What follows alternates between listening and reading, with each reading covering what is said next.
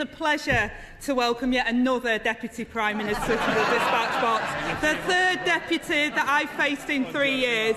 And you know what they say, the third time's a charm. And I'm also pleased to note, Mr Speaker, that the Prime Minister has a working class friend, finally. I seem to remember that after the loss of 300 Conservative seats at last year's local elections, the Right Honourable gentleman resigned, saying someone must take responsibility.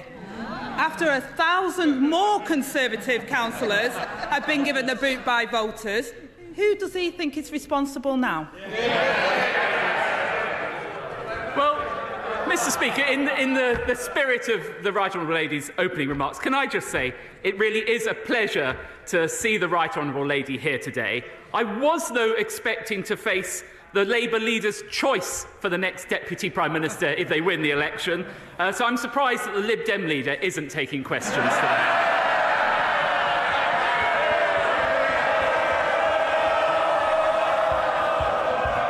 Mr Speaker, you will forgive me, Mr Speaker, you will forgive me if I take the Right Honourable Lady's predictions with a pinch of salt. After all, she confidently predicted that the Right Honourable Member for Islington North would one day be Prime Minister. Remember, this is a man who wanted to abolish the army, scrap Trident, withdraw from NATO and abandon Ukraine. And what did she say to that? She couldn't wait for him to be Prime Minister. Deputy Prime Minister. Mr Speaker, it's absolutely amazing that while the Labour Party is preparing to govern with a Labour majority, his party is starting to prepare for opposition, Mr Speaker. And this week, at the National Conservative Conference, a member for Devisers blamed the country's problems on a new religion. He even hit out at the dystopian fantasy of John Lennon.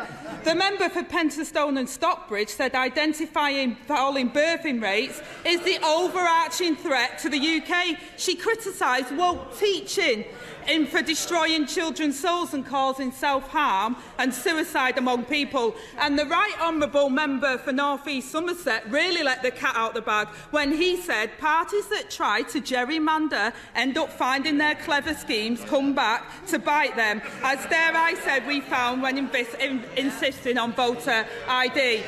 The Right Honourable gentleman opposite, while working in Number 10, said he had to listen to the radio every morning to find out what was really going on in the country. Apparently, he was surprised on a daily basis by what he learned.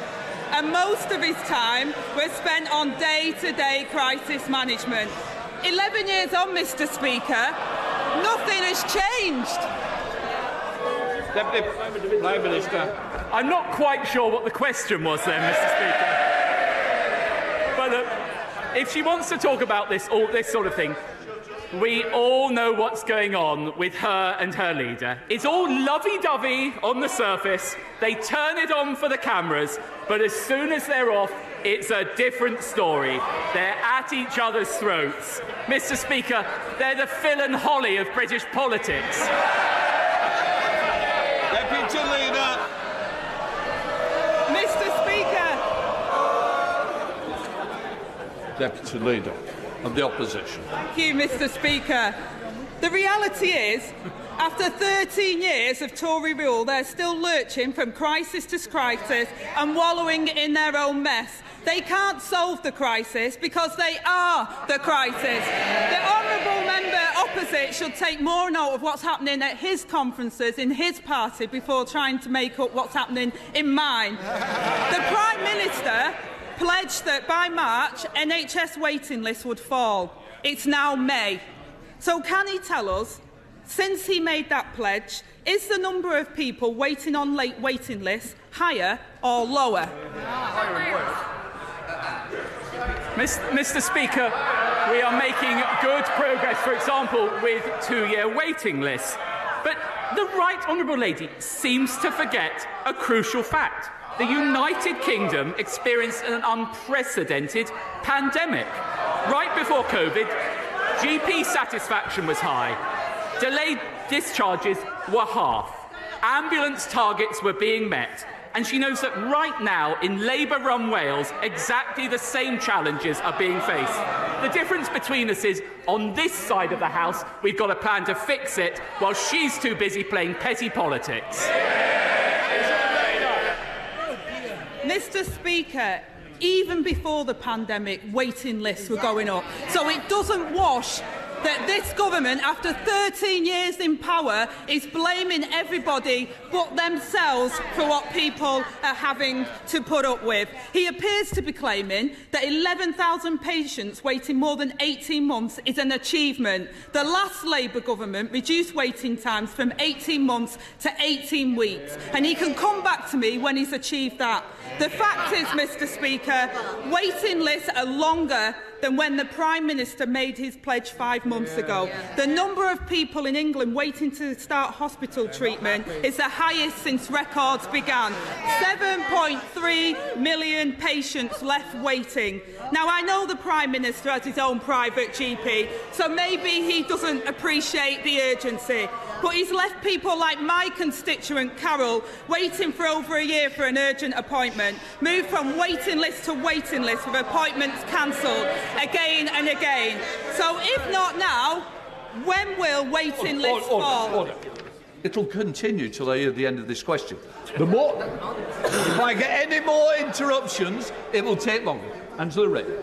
Mr. Speaker, they don't want to hear the question because they know the answer. They know the answer is that they failed the British people. So when will waiting lists fall? Deputy Prime Minister. Well, I would gently say to the Right Honourable Lady, if she cares that much about access to our healthcare, why is she opposing our minimum service levels? They will provide core emergency services with vital cover during healthcare strikes. Does she not think that vulnerable patients deserve that level of care, or is she too weak to stand up to her union paymasters? Angela Rayner. Mr. Speaker, we all want minimum service levels. It's this government that have failed to provide minimum service levels in all of our trains, in all of our public services, because they've run them down and mismanaged them for the last 13 years. Now, it's not just waiting times, Mr. Speaker. 13 years after the Landmark Marmot review into child poverty, Sir Michael says this government is on track to make child poverty worse, with more than a quarter of our children living in poverty last year. When I was a young mum, I remember the sick feeling in my stomach not knowing if my wages would cover the bills.